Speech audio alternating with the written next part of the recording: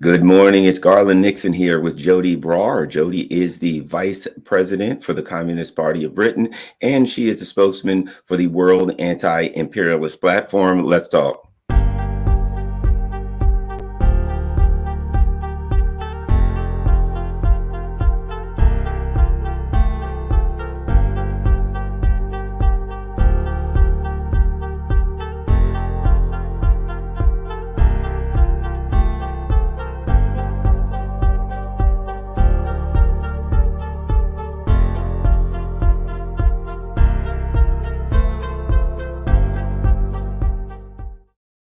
Good morning, one and all. Garland Nixon here. It's a beautiful Tuesday morning, and we are talking with Joti Brar. If you follow this channel, I've spoken with her brother, on Moats many times, and interviewed him on the radio, and her father, the fantastic and brilliant man, an author, businessman, and now Joti Brar, who is a superstar in her own right. And I am not worthy to be in your presence today. Joti, how are you?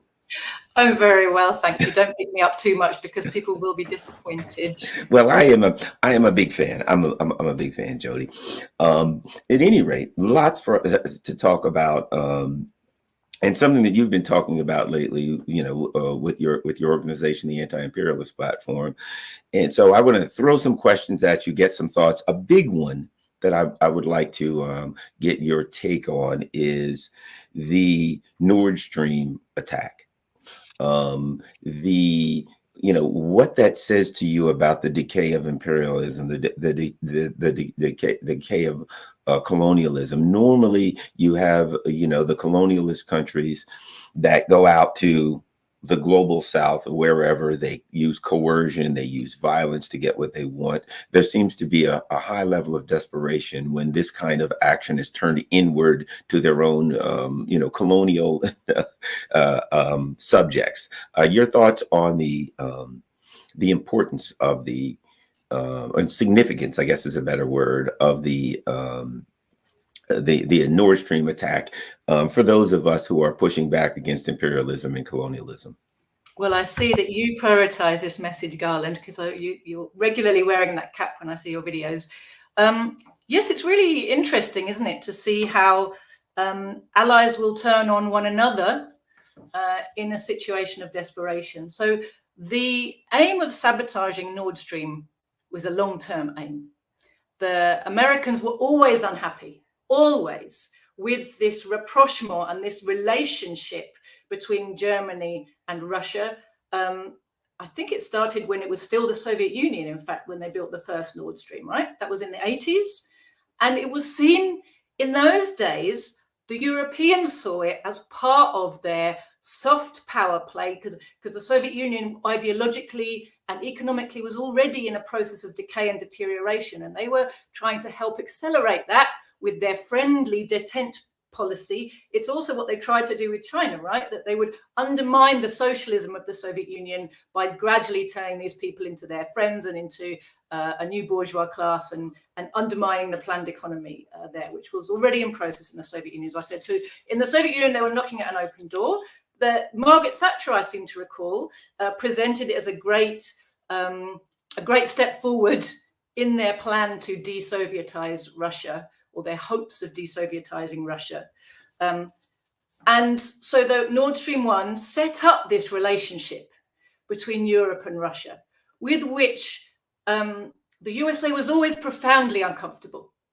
I mean, they have that phrase, don't they, that I can't remember who said it at the time, that NATO and the EU were being set up essentially as a framework for controlling, whilst revitalizing European imperialism, controlling it, keeping it under manners, as it were, in the European, in the US's kind of sphere of influence.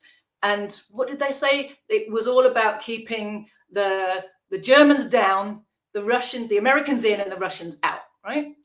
And that's always been their main concern, because, of course, if you create a Eurasian power by uniting the resources of Germany and Russia, you have a powerhouse that can compete directly with the USA. That's something they did not want to see. So they were always nervous about this relationship.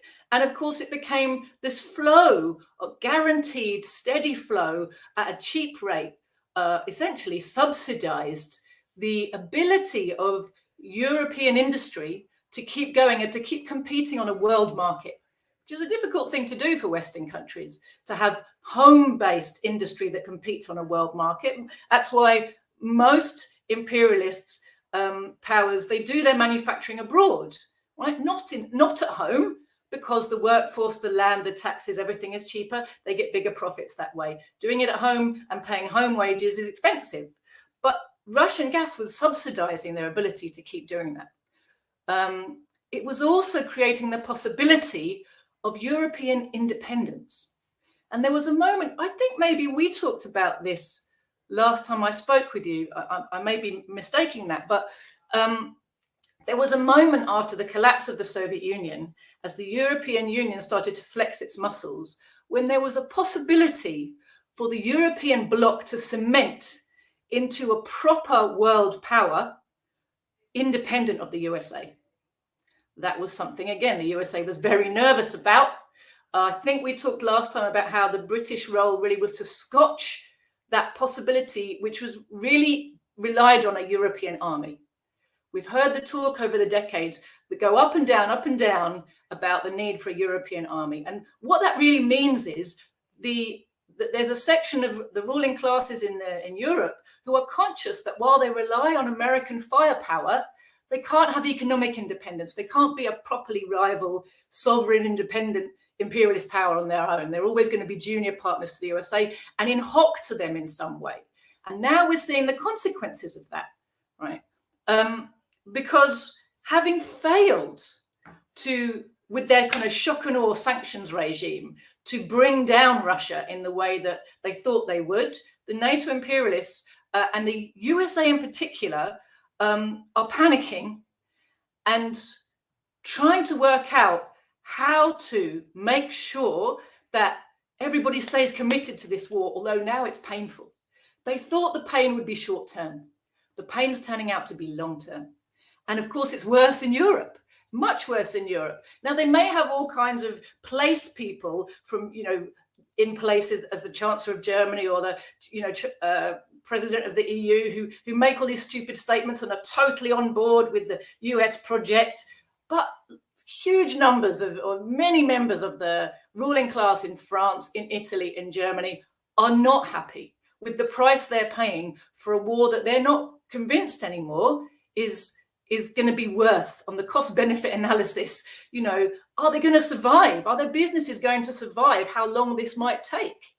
And can it even be one? Or are they going to get all blowback and no benefit? So there's this, the longer that you don't get success, the more the division comes. And there was clearly a strong element within Germany that was saying, look, we need to talk, we need to hurry up and end this conflict. We need this gas, otherwise our economy is going to explode. And a certain section of the ruling elite in America saw the danger inherent in this trend in Germany, that they might not be able to, they might have control of the Chancellor, but the Chancellor can be removed by the German people. And then what? If the Chancellor's removed in favor of somebody who's not under the control of the USA, what then? So really, the way I see it, this move was a move of desperation to stop the German people from thinking there was a way out of this war, that there was a way back to the status quo ante, that there was a way back to rapprochement with Russia, and a way to keep the gas and oil flowing.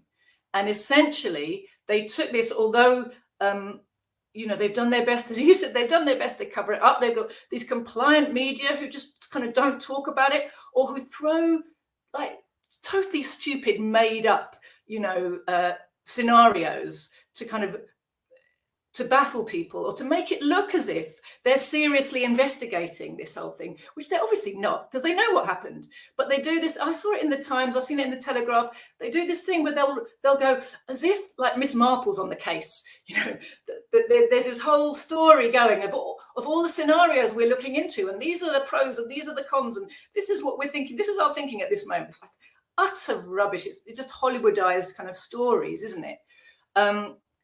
But essentially, the way I see it is, you know, the USA got nervous, or a certain section of the ruling class in the USA got nervous that Germany was looking for a way out of the war, was going to start promoting peace, was going to try to independently get back its relationship with Russia. And they basically said, no, you're not going to do that. The other thing that I think that is interesting is what we learn about the U.S. empire as far as its relationship with its, we'll use this term loosely, allies. That imperialism has no allies. Imperialism has no friends. That when it comes down to it, it's like really brutish, raw power and coercion. This is what I want, and you are my friend.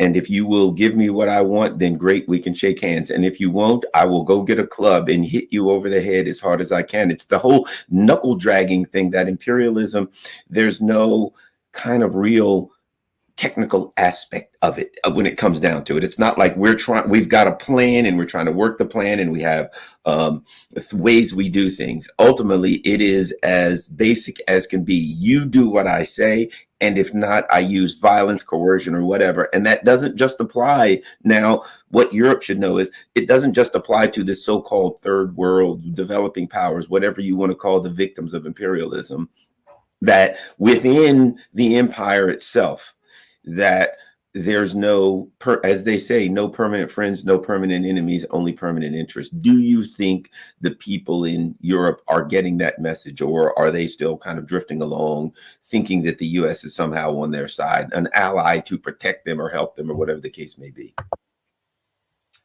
Really good question. I don't think any longer there is one sentiment amongst the British or European peoples. I think there are different strands.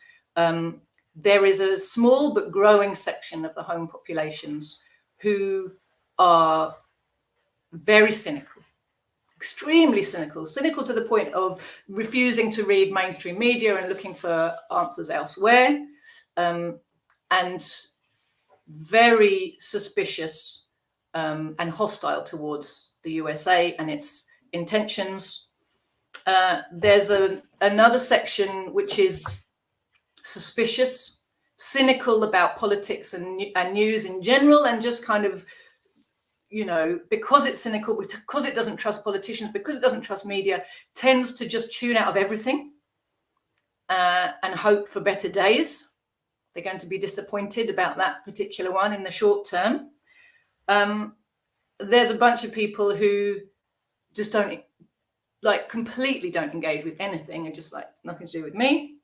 And, you know, there's a section of the population, and it's always the better off section, the ones who still are doing all right out of the status quo, who lap up the imperialist media, who still read The Guardian and think it's left wing and, you know, on the side of justice and equality, you know, or who read The Times and think that it's good, independent, honest journalism, or who follow the BBC and think that it's genuinely trying to, you know, educate, entertain, and inform, right?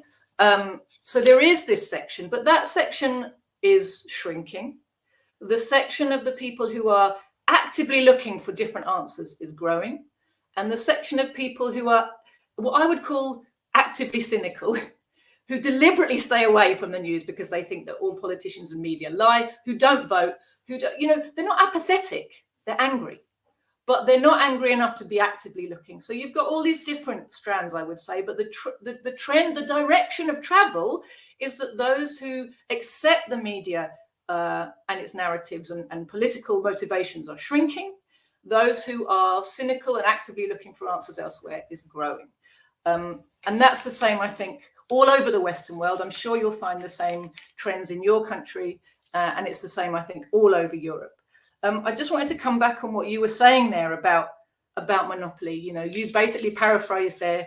It was a famous British, I think it was a Prime Minister actually, Lord Palmerston in the Victorian era, who said Britain, he talked about Britain, but you know, we broaden it to say imperialism has no permanent friends, only permanent interests, right? And that's exactly right. And more than that, you know, what you're describing, what we're looking at is a situation where the world is dominated by monopoly capital. What does that mean? Capital accumulates, capital gathers, capital grows bigger. And every capitalist dream is to be able to crush his rivals. So even while they have common class interests, they have competing individual interests. And it's always the case that the bigger fish will look to survive at the expense of the smaller fish.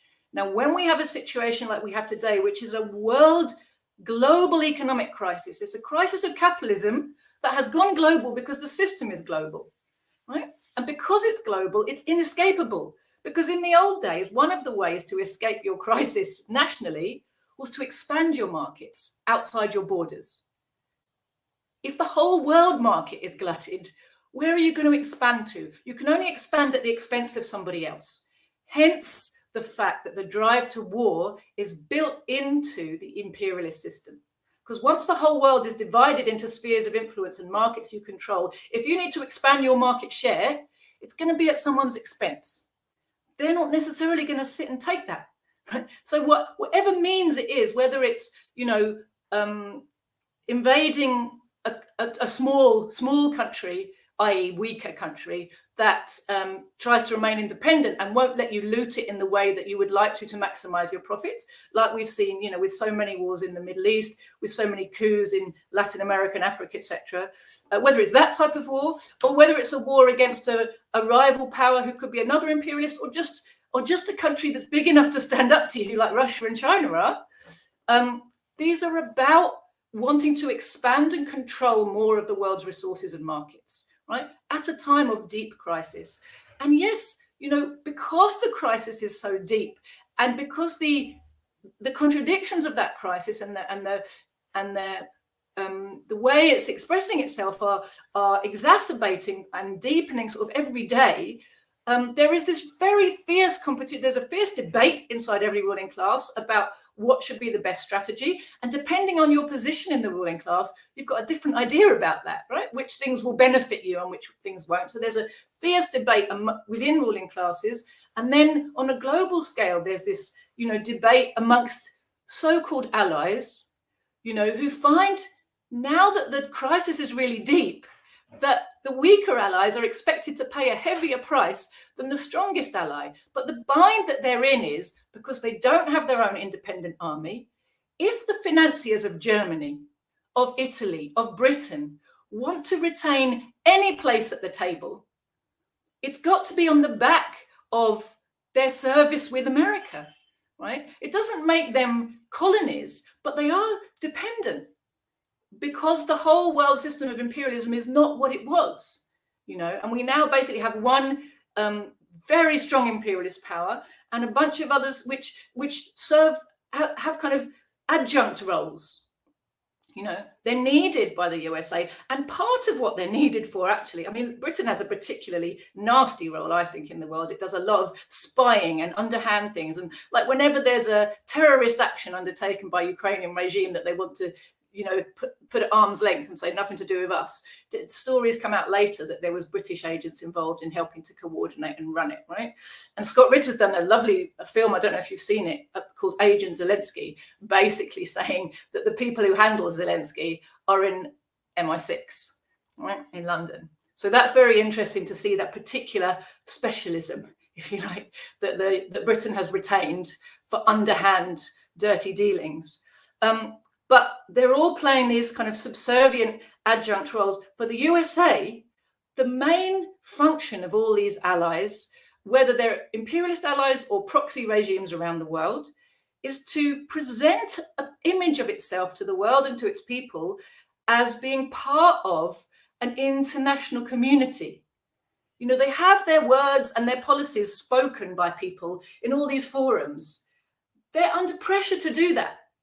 They're under manners. They've been given their instructions. It's the USA that's talking, but they do it through the mouths of, you know, what's his name, Gabriel Boric, is it, recently in the CELAC summit, was saying, I mean, what on earth has it got to do with the Latin American summit? But he's there saying, oh, you know, the war in Ukraine, you know, threatens all of us, and we must all be worried about Russia and stand with Ukraine. And, you know, I mean, that line comes straight from, you know, the White House and the Pentagon, right? Or from Wall Street. But there he is delivering it. And we see the same all over the world. They have these mouthpieces, and they present as if, you know, it's like they like to put, sorry, I'm rambling around a bit, but look at the way they like to put someone from a small European country as the leader of NATO, someone from a third world country as the front person for the United Nations. They're all in the service of the USA, all of these people. But the PR of it, the spin that they're making, it helps them to sell the system, that it's international and not dominated by one or another. But, you know, you've pinpointed it. And essentially, you know, when Lenin described the imperialist system, he said, imperialism seeks domination, not democracy. You know, and that's exactly it. The big fish will always crush the little ones, and will, when it's a crisis and everyone's struggling to survive, of course, the bigger you are, the stronger you are economically and militarily, the more you're going to use that to ensure your survival at the expense of others. You know, what do you think about? I've got a couple of things I want to get into, but what do you think about this phenomenon? And I'm sure you see it. And these are people that so-called lefties, so-called socialists, right? This is and language is important. When I talk to Africans, people who have been the victims of, and I'm saying specifically Africans, because I know some African people and some people that I probably wouldn't want to use their name because people would know who they are. And when they talk about the Ukraine conflict, they talk about imperialism. They talk about it as it is. And they will literally say, this is what they all say, Russia is at war with imperialism. Just like that. When I talk to these so-called lefties and socialists here, they'll start off with the caveat, well, and they use the imperial language. I'm not in favor of Putin's aggression and invasion. So they'll start off with the imperialist stuff, Putin's aggression, Putin's invasion, aggressive, illegal war, blah, blah, blah. And then they'll go on to say the things that they really need, in many instances, things that are true and the things that they really need to say. But they'll start by using the language of the empire. Whereas when I talk to the Africans, they're like, Putin's at war with imperialism. Russia's at war with imperialism. They're more direct. What are your thoughts about that particular phenomenon? And I don't see that in the global South. I don't see that, my friends from Latin America. I don't see that with my friends from Africa. They're straight up, this is imperialism, blah, blah, blah. So there's one fundamental difference when it comes to understanding imperialism, a gut difference, which is when you've grown up in an oppressed country, you're much harder to bullshit about what imperialism is, right? Just put it straight out because you've seen it, you've lived it, you know it. The real difficulty for progressive people, well-meaning, sincere, who've grown up in an imperialist country is, no matter how much poverty and injustice they've seen, they in general do not have a clue about what imperialism really is and what it really does. To them, it's a thing they read in a book. Very hard to have that core understanding of the enemy when you grow up surrounded by it, and when you've gone to school and been inoculated and been surrounded 24/7 by imperialist media whose narratives your life experience has hardly contradicted. You know, the imperialist media narratives are contradicted by the life experience of people who live in the oppressed countries. But for us, they're not. They appear, and it's like everybody knows, and somehow or other, until you imbibe these prejudices, that we're just more civilized, we just know better, somehow or other, oh, Britain has the 6th largest economy in the world. No one asks themselves why, on what basis, you know, oh, it's just a thing, right? Probably because we're better. You know, they don't know where those numbers come from or what they mean. And it takes a lot to find out. And we don't have a communist movement that's educating people, unfortunately. You know, my party tries to do it. We're very, very small. I think the conditions for our growth are developing quite fast. But, you know, we are and have been a very marginal force in Britain. So we don't have a connection and ability to educate the masses in the way the masses need educating. The masses need communist paper sellers on every corner, right? So they know where to go for factual information or for class-conscious counter-information to what they're getting from the media. Because they're not presented with it, even though now there's a sense that you're being lied to, there's not really a sense of what to do about that, where to go, and how to find real information. You know, you talked about the way that Western socialist leaderships talk about imperialism or don't talk about imperialism. And really what you're pinpointing, it's an age-old phenomenon, in fact, in our movement. It goes right back to the beginning of the 20th century. Lenin pinpointed it, again, very clearly, you know. At this point in time, I have to say, I recommend to everybody to read the volumes of Lenin when he was writing during the period of the First World War, because that was when the split in the socialist movement became open and the roots of it became really clear. The economic root, that a section of the working class in the imperialist countries, including their leaderships, are bought off by imperialist money, by bribes of all kinds. You know, open and under the, you know, not necessarily even that they know they've been bought off, but the fact is that they get comfortable positions, they become professionalized. Their status actually ends up being a status that's within the status quo. You know, they become kind of respected figures as official opposition. You know, they let go of and they also become convinced, you know, that the system in which they live is too strong to be beaten. And the best you can do is just be a kind of permanent oppositionist, be an officially respected person within the system who occasionally says that things aren't quite right and should be nicer and, you know, pops up in little columns here or there, but who doesn't really any longer believe that the working class's goal is to organize itself to get rid of this system and institute a planned economy, a socialist economy, take society forwards to its new level of development, right? That is let go of for pragmatic small concerns. But essentially, it's a reflection of the bribery of imperialism. And Lenin pinpointed this, you know, that the way imperialism works, it exports the most brutal, violent rule to the colonies. But with those super profits it gets from looting abroad, it is able to bribe the workers at home to buy social peace, to give them enough wherewithal to feel that they have a stake in the system, to give them an education that tells them that they're just better. I mean, one of the things we're taught in Britain is we're not a revolutionary people. Oh, British people don't do, like it's in your genes that you do or don't do revolutions. You know, when the fact is that throughout history, each social system has been replaced through revolutionary upheavals. And we in Britain had a very bloody revolution in the English Civil War. It's just so long ago, and it's not taught in the way that explains that to people, right? That was our transition from feudalism to capitalism, right? That's what that was. That was our capitalist revolution, as led by Oliver Cromwell, right? And 10% of the English population died. It wasn't a small thing. And it went on for, you know, there was the initial period of it, but actually it reverberated for quite a long time, and the skirmishes in that war and in that process of handover of power didn't finish for kind of more than 100 years. So, you know, the idea that, oh, British people don't fight, don't do revolutions, oh, we're, you know, yes, what is true is capitalism is well ensconced in this country. We had our capitalist revolution early. We were the first and biggest imperialist power. That's created a huge amount of baggage psychologically for our people. You know, they've been bribed for a long time and they've been taught to feel superior for a long time. I think I answered that question. Tell me if I didn't. No, you're doing fantastic. I'm sitting here really enjoying discussing these things with you.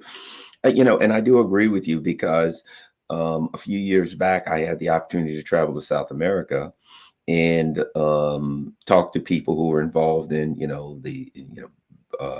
what they consider a Bolivarian kind of socialism, with their and here's what to me when I I hear all of these things about the system, how bad and whether it's bad or good, and what I saw was something pretty simple.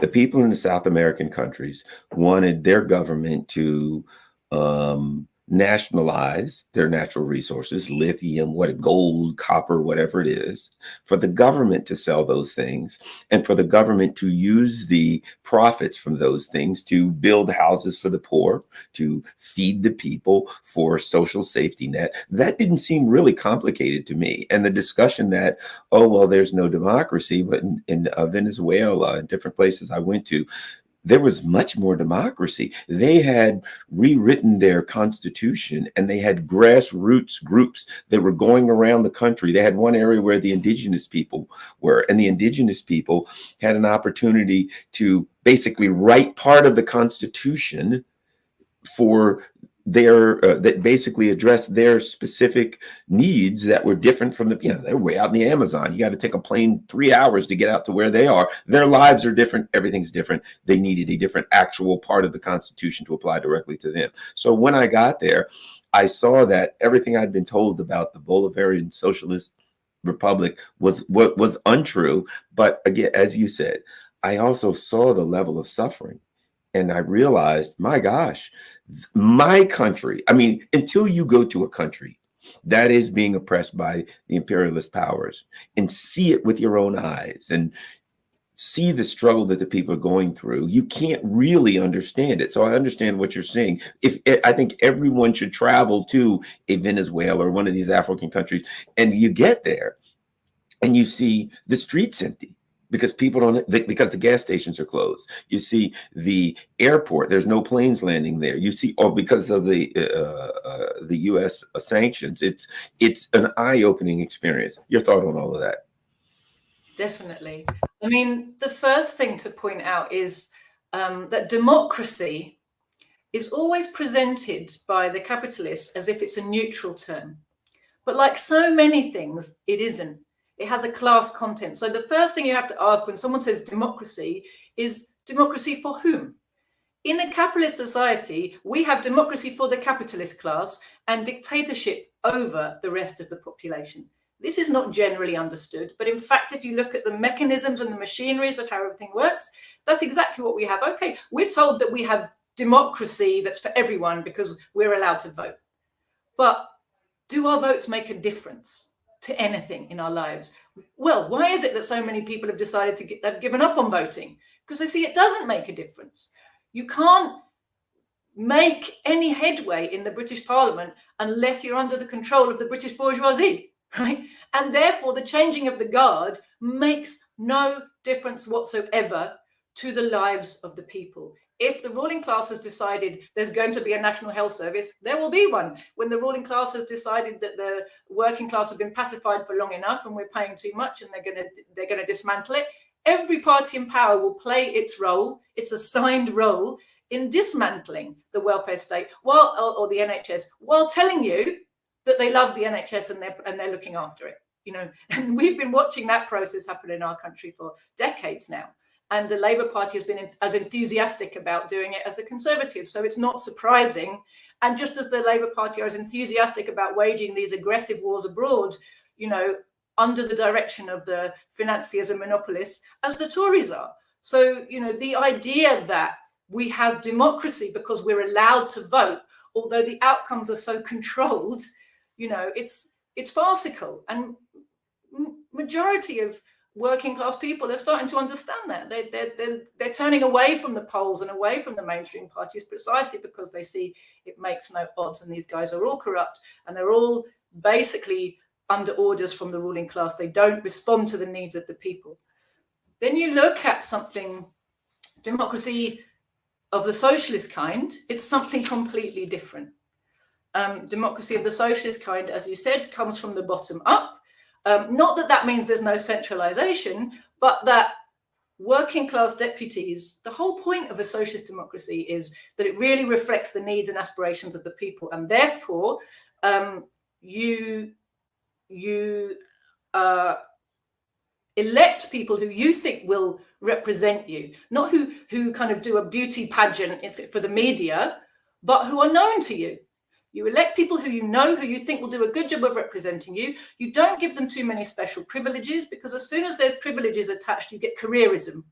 You have people who want to have that job because they'll get status and they'll get privileges, and immediately you're attracting the wrong people, right? The whole point of socialist democracy is you don't give special privileges. Actually, it's hard work to do that job, and the workers elect people who they think are going to do a good job for them. And the other principle of socialist democracy, which you see, in different countries adhere to this better or worse, is the principle of recall. If someone's not serving you properly, you can bring them back again, right? They're not just guaranteed that once they've done the election, oh, well, you're in place now for 5 years, do what you want, right? Karl Marx summed that up really well, that, in the bourgeois democracy, the workers are allowed to choose once every 5 years who's going to misrepresent them in parliament, and that is it, right? That is what bourgeois democracy, as far as the workers are concerned, is. Now, of course, for the ruling class, they have democracy. Why? Because not only they have an influence over the outcome, they control the media. They can have a debate about what they think the policies should be. Where's our input into that debate? We get to receive the information, right? We're not part of the dialogue. Our concerns are not reflected. We're told they are, by the people in charge. This is what you think, people. We're reflecting what you think. They tell us what we think, but they don't ask us what we think. It's something completely different. You are right about seeing, understanding, experiencing the suffering. I think one of the roots of our party's very firm anti-imperialism has been the fact that it was founded by someone like my father, who grew up in India. And even growing up in a relatively better off family, his family was a landed family, but still they were peasants, and he was surrounded by, people in a third world country, the poor. And India, has a particularly numerous class of the poor, right? And very egregious inequalities that are very much in your face, and very many problems that still haven't been overcome since India's independence, precisely because they didn't get a socialist revolution and they didn't get socialist democracy. And, if you want to look at the difference that would have made, look at China. Because in 1947, when India became independent, China was still struggling for its revolution. And China's development, the condition of the Chinese masses, was far behind India's. Far behind. The condition of their women, the level of their industry, the level of their agriculture, everything. And the country was in ruins because of so many decades of war and of the most brutal exploitation of the poor. And, a very, very backward, uneducated, impoverished peasantry was the mass of the population. India was far ahead of China in 1947. But look today. China's wiped out so many of these problems. At first they had to wipe out banditry and drug addiction and liberate the women. Then they had to put their agriculture and their industry, they had to develop some industry and put it onto a modern and technical footing. They've done all of these things. Look at India. India is still struggling with the basic problems of education, electrification, oppression of women, and huge inequality, they call it farmer suicides, right? The ruin of the poor peasantry basically is still ongoing process in India because they didn't have a socialist revolution. So, when you grow up seeing those relationships and seeing how the real poverty there is so hard to address in situations of imperialist exploitation, and the damage that's been done to a country, of course, India was also recovering from having been looted for 200 years or more. The reality, there's a wonderful book by Rajani Palm-Dutt called India Today, which I would recommend everybody to read if you want to see in granular detail the mechanism by which the British Empire looted India. And it's like a brilliant case study of how you do that, and right down to, not only they had like, you know, poor peasants had about 30 odd layers of landlords, you know, kind of outsourced landlords above them to whom they were paying tribute. But the way that they changed the mechanism for taxation, which used to be, you know, the old feudal rulers had done it by taking a proportion of the harvest. So if the harvest's bad, the tax is lower, right? It's obvious, really, isn't it? But the British turned it into money. You owe us this amount every year, no matter what. So, of course, when the harvests are bad, they end up in debt, and gradually built up this problem where people were having to get mortgages and then be ruined.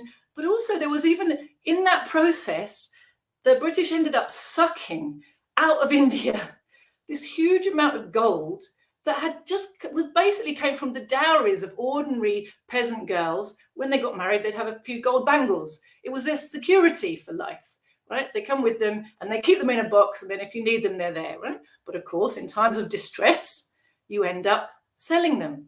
And this was a part of the loot that the British were kind of industrially extracting. You know, every bit of wealth they could, they raped that country, you know, and built huge fortunes off of it. You know, the nabob, the British person who goes to India for 20 years and comes back with an immense fortune that he has made, right? It shows you something about the machinery of looting that country that went on. And I think when you've grown up with the legacy of that, you have an understanding of the system, which is, you know, it's much harder. You can't bullshit somebody who understands those things in their core, you know, in the way that people who haven't grown up with that can be bullshitted with all kinds of, you know, say the right words that sort of sound convincing.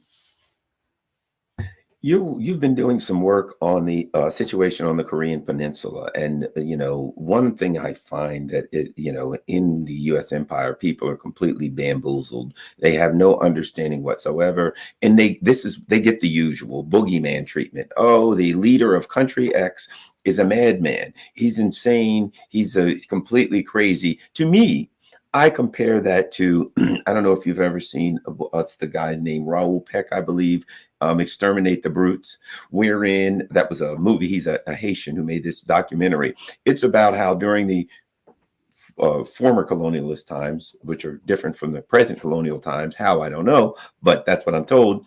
But that basically the people in a given country, they want to take their stuff, they want to rob the country, so they'd say they're savages, they're brutes, they're inhuman, and that's the excuse that's used to pillage and loot a given country. Today, Russia is run by a madman.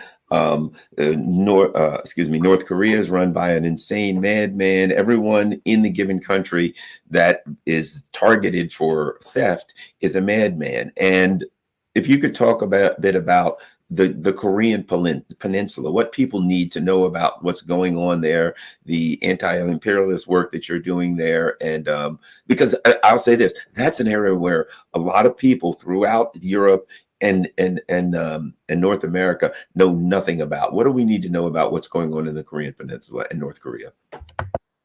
I guess the first thing to understand is that the Korean people were cheated of their victory at the end of World War II. Oh. I'm hearing you. You're loud and clear. Okay, sorry, that was a bit weak. So the Korean people had been occupied by Japanese imperialism from 1910. They fought a very long and hard liberation struggle against Japanese occupation, which they won. So in 1945, they had beaten their colonialists. They were on the winning side of World War II, people. There's number one headline.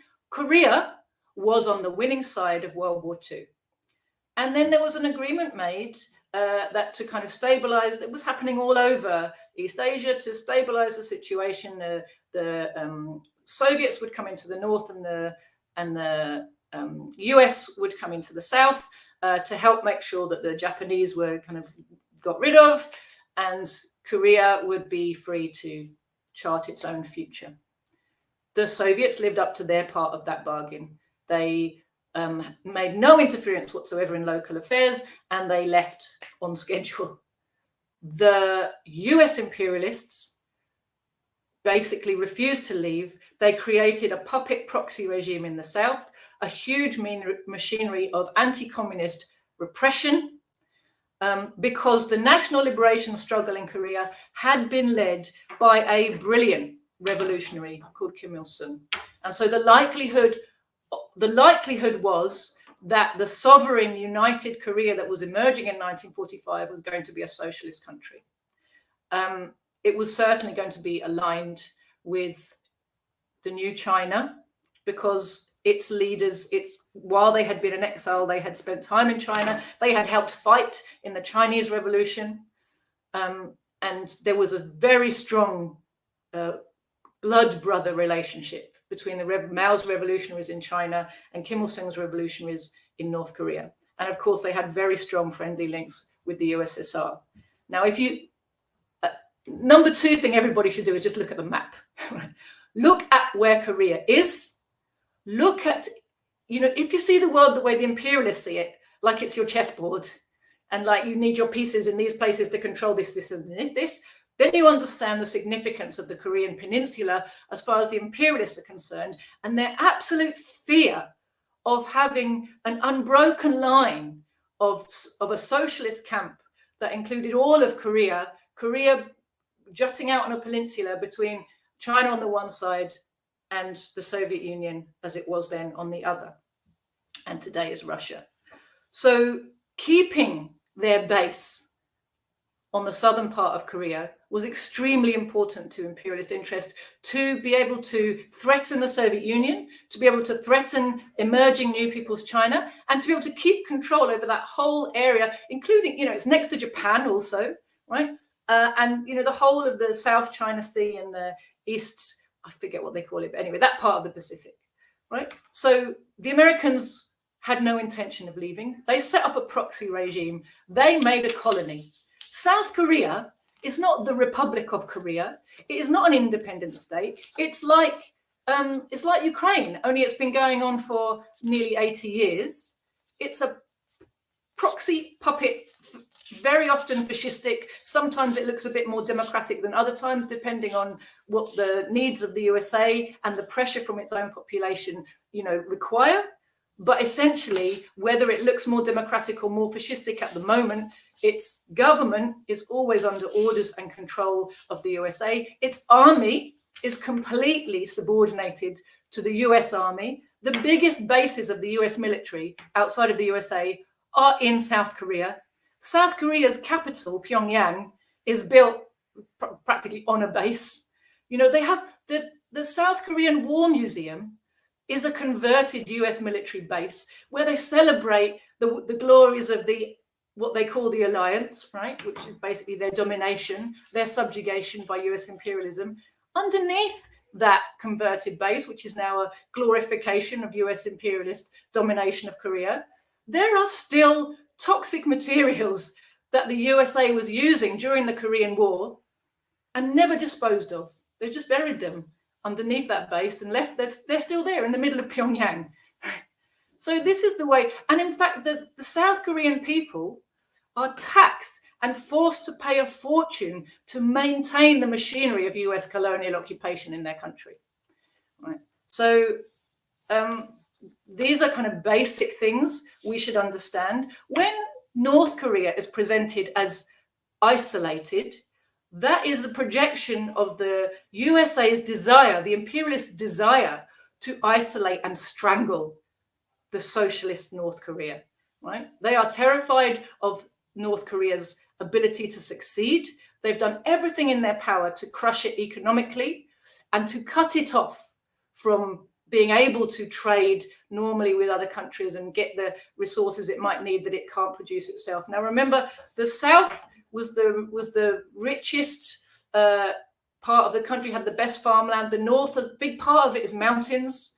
Not all of it, but a big part of it. So, it already had disadvantages from being cut off from the rest of its country, trying to make a go of an independent economy in half of its territory, half of which is quite mountainous. Nevertheless, using a planned economy, despite everything that's been hurled at them, they have been able to develop their economy. Something else people should understand, when the USA launched its war of aggression against the North, against the socialist DPRK, 3 years, they bombed that place into the ground. The US generals bragged that it wouldn't rise again for 1,000 years. They were wrong. It rose again very quickly. Have a look at some pictures of modern Pyongyang. Have a look at some pictures of modern North Korean farms and scientific facilities. You know, the fact that they've been able to develop a scientific and educational infrastructure on the back of which they can produce the most high-tech weaponry in the world. So you can't produce weapons without a whole load of other infrastructure. It's not like there's weapons plus starving people. That isn't possible in a self-contained economy, to have like a high-tech weapons program and a bunch of people who have nothing. You need a whole establishment of education, of scientific research and endeavor. You need a whole load of other types of industry that can support your weapons manufacture at a high end. So they're not only making weapons, they're making all kinds of things, right? And they're developing all kinds of science, and that relies on having a strong educational system. So what they also have is things like free housing, right? You know, what they don't have is unemployment, inequality, poverty. There's no beggars on the streets in North Korea, right? We're not told any of these things. When they say the leader's mad, what they mean is the leader won't do as he's told.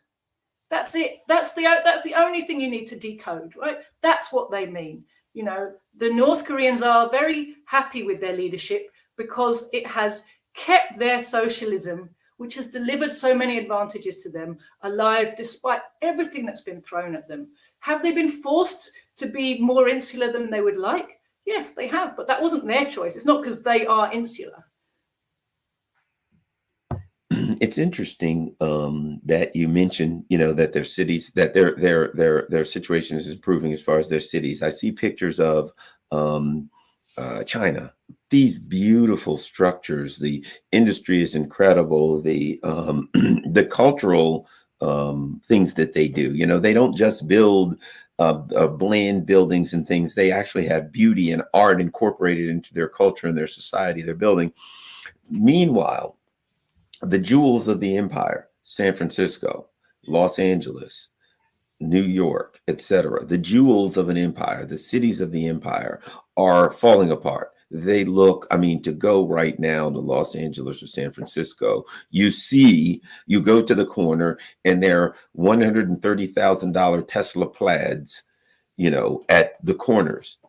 And there's homeless people everywhere, wandering aimlessly on the streets. You go to Los Angeles, under every bridge, you know, abutment, there's homeless people everywhere. And we had, and this is what you'll hear from people. Well, those are the cities that are run by Democrats. Guess what? You go to Mississippi, you go to Louisiana, you go to the states that are run by Republicans, and you see intense third world poverty.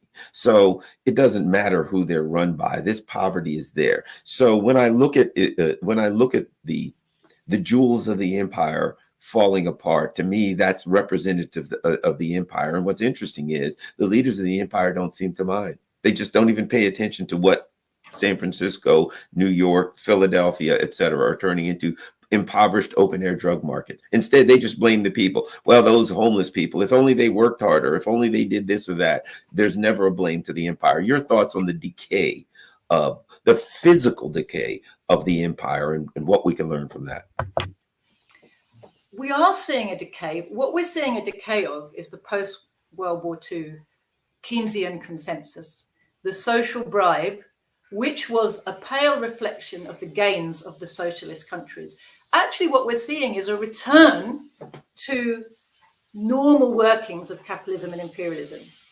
Huge inequality was always the norm, even within the heart of the richest imperialist countries. Even Britain, when it was at its peak of being the world's biggest imperialist power, where a good section of its working class had a hefty bribe and a nice conditions of living, there were little children living their lives in the gutter without education or food or, you know, shoes.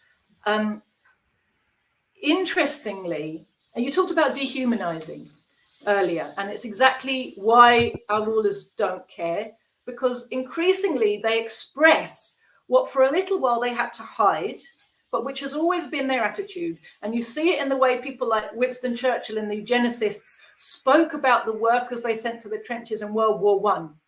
they didn't consider them human beings. You know, they had the utmost contempt, and therefore they didn't care how many lives of them they expended in the trenches, as long as they got the outcome they wanted. Exactly the same mentality we see at play in Ukraine right now. And it's the same mentality you hear from their lips when they talk about their own workers.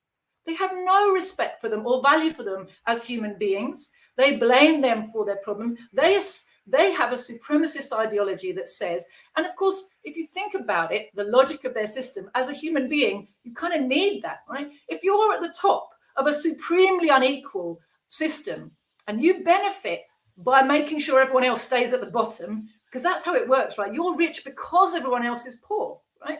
So if that's the setup and you're at the top, you sort of have to believe that there's something natural and right about that, don't you? So it's not surprising they have a supremacist ideology. But of course, in order to dehumanize others, you also dehumanize yourself. The whole way of thinking is profoundly dehumanized, but they have no value for the life or the sufferings of the poor. They have a whole load of things they tell themselves about how these people are just born useless and live in a useless way and just don't know how to do better and are incapable anyway. Like, you could give them an education, but they'd still be useless. You know, they just have this a totally dismissive mentality, which their educational and their social bubble trains them into these ways of thinking and behaving. And of course, it makes it easier for them to treat the world's population and the world's territory like it's their chessboard with their pawns on it that they can just dispose of at will.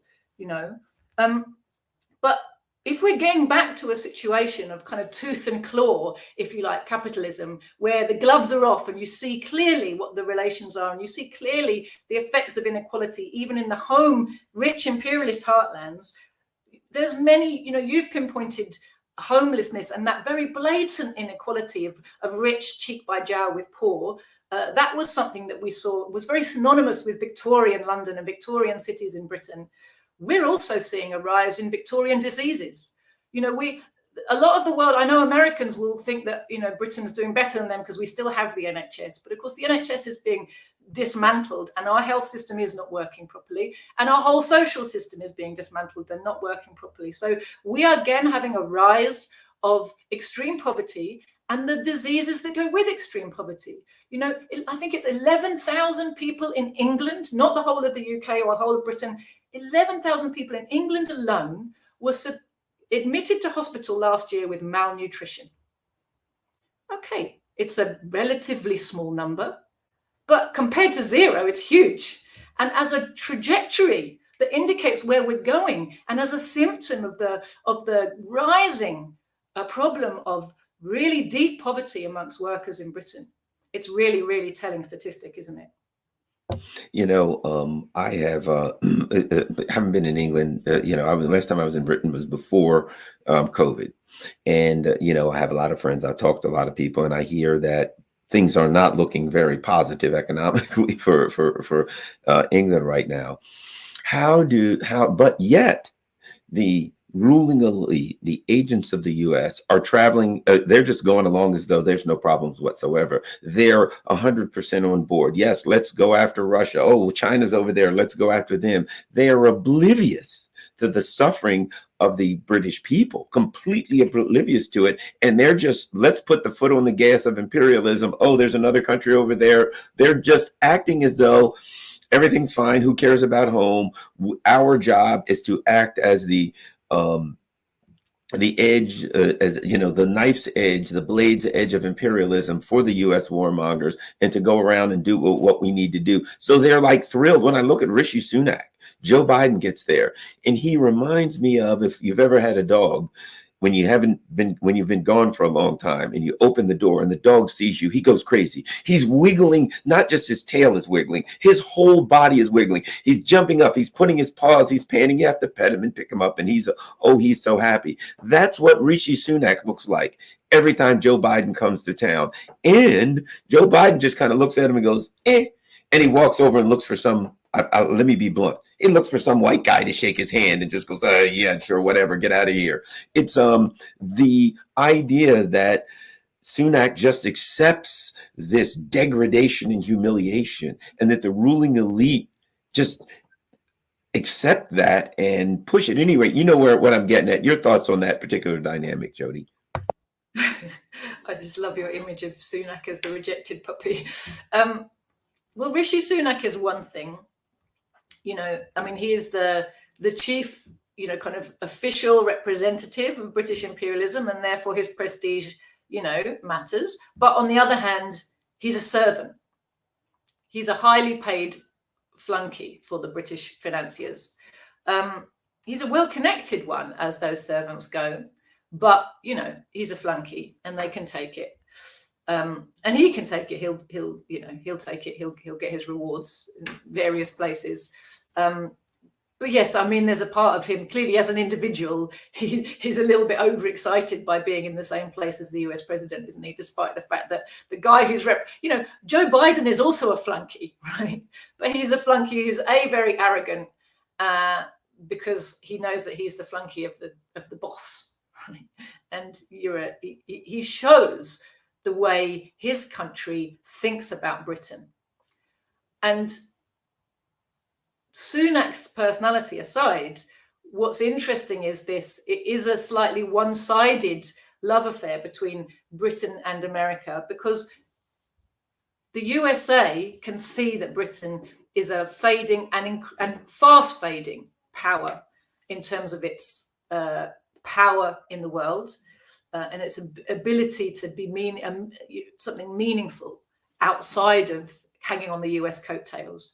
Whereas Britain, as the fading imperial power, Britain who used to rule the world, you rule the waves, right? Rule Britannia. They still sing it at the bloody proms every year, you know. The British ruling elite is profoundly supremacist about itself. And it is very hard for the top British financiers and aristocrats who are kind of all merged together to accept or believe that the USA doesn't really need them, that they've got special skills and a special understanding of how to run imperialism that nobody else has. They're needed, their expertise is needed, their special efforts are needed. And of course, also that, you know, when it comes to just purely financial interests, British finance capital does need its relationship with the USA, right? Because they no longer have the kind of army that can represent what they need it to on the world stage. So they really need the USA to feel that they're important, so that they retain their place at the table. But also they were the bosses for so long. Their deep-seated sense of superiority, they still look down on the Americans, actually. You know, and it's deep in our culture.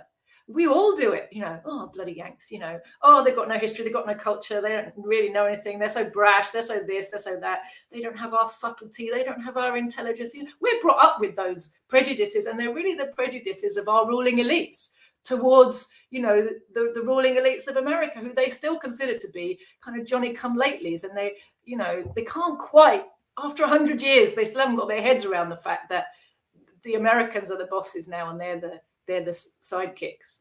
If I may, I put it like this. It is my observation that the British ruling elite feels as though we're the brains and they're the brawn, that we come in and we say what needs to be said and we think this thing through. And if you don't do what we tell you, we got this big, evil, ugly goof over here, and he'll come in and punch your lights out. That's kind of the way they see it. But when I look at what's going on with the current conflict and other things, it seems to me that they're over anxious to prove their loyalty. Maybe that's the wrong way to put it. Since every time something happens, hey, some missiles hit or a bridge was attacked, and it's, as you said, plausible deniability for the US empire because MI6 was the ones that was in the middle of it. They're overly zealous to prove maybe I'll put it another way, their importance to the empire, to prove, look, you guys are out there doing you want terrible things done. You want all kinds of things done. You couldn't do it without us. So it's like they're trying to prove how necessary they are for US imperialism to work. And I tend to think they look at the attack on the Nord Stream with the thought that, that could be us. So we have to really prove to the US empire how important we are. And then they'll never do those kind of things to us, because we've proven that we are an integral part of the empire, and the empire couldn't work without us. And they don't get it, that the empire is sociopathic in nature, and that they are there to be used and disposed in the same way that any other country would. Anyway, your thoughts? I mean, as humans, we always find it difficult to understand, even when we're right at the top of the pyramid of this system, the fact that human logic and capitalist logic are not reconcilable on any level. But yeah, I think you're right that the British establishment is working very hard to prove to the USA that it needs it, that it has a special place, special skills that nobody else has, special understanding of how to keep control over difficult populations and difficult situations, of how to run subversive ops, of how to spy, of how to do all kinds of things that other people aren't as good at as us. So we will show you that we have a special edge and you need us, and therefore you can't just discard us and our interests the way you look like you might be going to discard the France or Germany and their interests, right? That we won't put us under the bus. I think it's a vain hope, but I think you're right that there is a definite trend of that.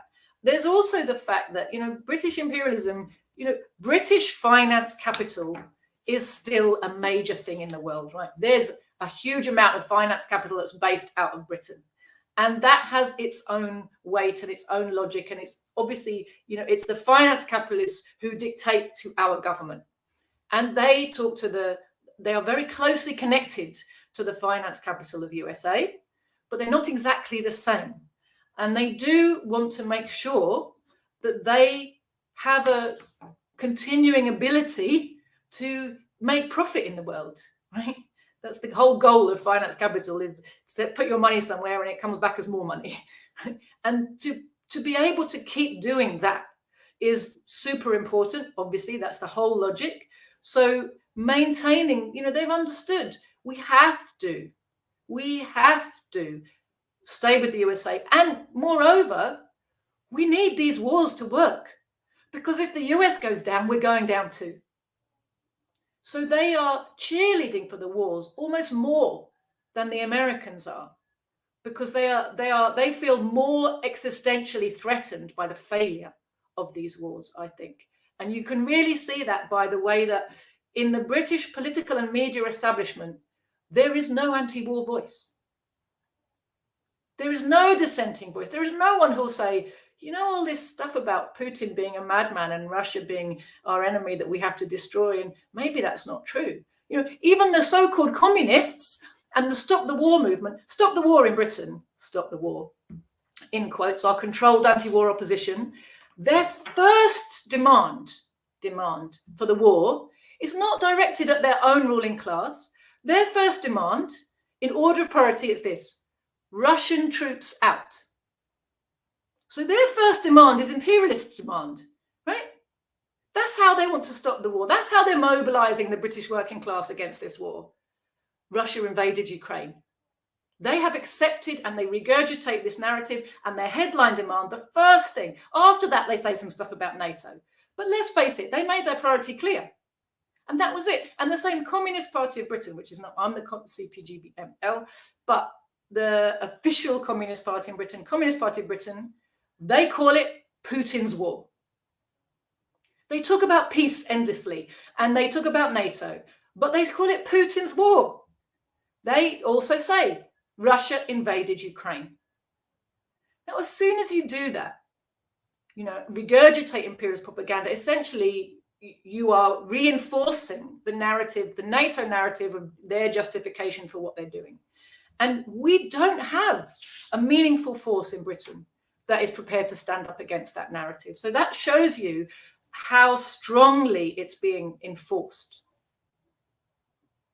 Well, Joti, I certainly want to thank you. We've been on a little bit an hour, better than an hour, but I've learned a lot, and I really appreciate you coming on. One last thing I did want to ask, because I have a lot of questions, but I can't take up all of your day. Emmanuel Macron will come out occasionally, and I know he speaks for the ruling class, and he'll start saying, well, we need a European army. We need European independence. He never says France needs to be an independent and sovereign nation. He says we need European independence and a European army. I get the feeling that the Europeans are simply saying, there appears that there's a new world order forming. And in that new world order, there will be various poles, and there will be some imperialist poles. And US imperialism isn't working for us very well right now. We want our own imperialist army, so now we can go around the world and do what they do. What does who do the Europeans need an army to protect themselves? They know they don't need to protect themselves from Russia or China. They already know that. It would be only force projection, power projection. So it seems to me that and I hear people who are ostensibly on the left saying Macron is saying the right thing. He wants to break away from US imperialism. And I say, no, he just wants a different brand of imperialism. He wants an independent imperialism so they can continue to loot West Africa or whatever the case may be. Your thoughts on, this is the last question I'll give you. The things that Macron are saying and the propensity of people on the left to try to align with that and look at that as some kind of a hope that Macron of all bankers wants to somehow break away from imperialism. Well, I think you've pinpointed quite a lot of the essence of what's going on there, Garland. Essentially, we're looking at debate, dissension within the ruling classes of the European countries, and particularly Italy, Germany, and France, who are the major pillars of the European Union, the major imperialists of Europe, aside from Britain. And there is this ongoing debate about whether the benefit is worth the cost of staying under the shadow of the USA, or whether there's a way for them to go it alone. I actually think the moment for them to have gone it alone has probably passed, but it will be interesting to see how this debate keeps going around. The more that Europe suffers, as it is suffering the blowback of its own hardcore sanctions regime against Russia that has hurt Europe far more than it hurt Russia. In fact, it's ultimately ending in strengthening Russia, and it's going to strengthen China too, because it's forcing them into independence, which it can only be a good thing for those countries. But the more those sanctions rebound on them, the more pain they're feeling, the longer that goes on for, the more dissension there's going to be, and the more times you'll hear these ideas popping up. But whether they're in a position to really meaningfully act on that is another question.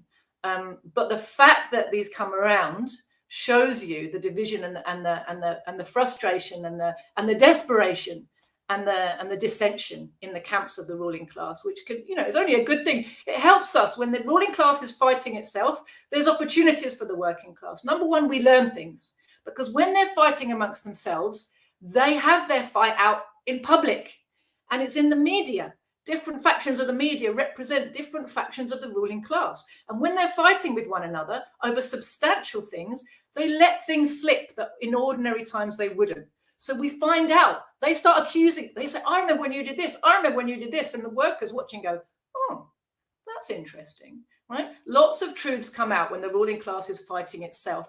The question is, what use do we make of this information? We have to learn something, about how the system works. The fact that people are so desperate for a little bit of dissension that they will see, Europe trying to be an independent imperialist power as some sign of progress is fascinating all by itself, isn't it? But essentially what the kind of people who see that and respond that way are the kind of people who, were really upset about Brexit. They're the people who identify with European imperialism and don't really like European imperialism being second fiddle to US imperialism, would like it to have more muscle in the world. I think you're right. And the other thing, I know I've said this before, but this is the last. I think that the imperialists, that the ruling elite are very skillful at seeing what's coming and at taking the wheel and driving people who want change into the direction that they want. So I think they can see this. People are angry. A lot of their political institutions are crashing, and they want to set the table. So that when people finally have had enough in Europe and they say, we want revolutionary change, we want change, that what they can then say is this: you're right, so do we. And our revolutionary change is going to be breaking away from US imperialism. So they will give them the illusion of a revolutionary change, breaking away, pulling back from US imperialism. But that in and of itself is not a revolutionary change. If you still have the European imperialism, you're doing the same thing, but you're doing it in-house. So I think part of this is the setup so that people can say, as soon as they see some of their leaders saying, I'm not going to go along with everything, still some, but not everything that we're told to do by the US empire, that people in Europe will interpret that as a revolutionary change, and they'll get that illusion that there's change, and that'll buy them some more time, maybe another 5 or 10 years, that people say, ha ha, we pulled away from the imperialists, and then 10 years later they'll look around and say, wow, life hasn't gotten any better for me. So what do you think about that idea that they're creating the appearance, the illusion of change, so that when people ask for change, they can say they're doing it and give them something else? I think they do make these plans. When we were having a discussion in one of a study group that I attend recently about whether the Republican movement in Britain is being massaged a little bit that way, that, you know, when people get really angry, you know, maybe they'll throw the royal family at them, and they'll try to harness a lot of anger and desire for change around, you know, suddenly there'll be a big media campaign about how corrupt and useless the royal family are, and everything would be better if we were a republic and we get rid of them. And actually everything is the same, because their role is just as front people for the bourgeois state. We don't live in a feudal monarchy. They don't have meaningful power. They are servants of the bourgeoisie in Britain. But, you know, they could be something you could throw to the lions, as it were. Now, I can see how those type of plans and fallbacks and plan Bs can be concocted and thought about. But, you know, something that all these planners and all these people who obsess over the plans of the ruling class never take into consideration is the masses. The Scottish poet Robert Burns said, "The best laid plans of mice and men," he said it in Scottish, but I'll say in English, "often go awry," right? Gang after glay, he said.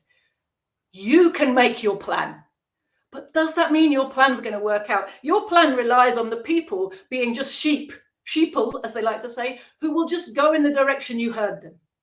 But look at all the plans the imperialists have been laying over the last 40 years and how well they've all gone. Look at their plan for Iraq. Look at their plan for Afghanistan, their plan for Syria, their plan for Libya. Which one of those? And look at their plan for Russia. Which one of those plans worked out the way they set it out on their draft board, you know, before they started? Not one of them. Why? Because they're not in control of the masses or of the enemy, the way they think they are in their minds. Well, you know, the masses might not comply with this attempt to divert their attention either. And, you know, I'm a communist, right? As far as I'm concerned, my job is to be part of making sure that the masses don't bloody well comply. Wow. A great conversation. I really appreciate you taking time out to come on. And so where do people need to go to find out more about your anti-imperialist work, to find out what you're doing? How can people follow you, etc.? Thank you. I'm on, if you want to follow me, I'm on Telegram. Just search for Joti Brar, you'll find my channel there. That's where I tend to do social media. If you want to read more from the World Anti-Imperialist platform, we have a website. I put the URL up down here, wapnews.org. We also have a Telegram channel, Platform News, I think it's called. I would definitely suggest people follow that. I would ask you to follow my party's Telegram channel, The Communists, or our Twitter. So we are the Communists of Britain, CPGB-ML. And Proletarian TV is our YouTube channel, where you can also see, you know, a lot of the work that we do. We have, you know, daily we're putting out useful analysis with a class-conscious perspective, an anti-imperialist perspective. So WAP News and at The Communists, if you follow those two websites or Telegram channels, you will really get a different view on the world than the one you're getting from a lot of the rest of the media. Well, thank you very much. Certainly appreciate it. Of course, everyone, all of my stuff is put across the bottom. Follow me on Telegram. If you want to contribute to the channel, that's all available there. Make sure you go to rockfin.com/Garland Nixon. In the event that YouTube throws me off one of these days, which is possible, you'll have a another option to find me immediately, because it is uncensored platform. Joti Brar, thank you very much. Really appreciate it. Fantastic as always, and I hope that you'll come back to my humble channel at some point. Definitely. All right, I'll talk to you soon. And for now, anyway, I don't know how much longer. I have a show in LA. I need to talk to you about getting you on my Los Angeles radio show. Oh, sure.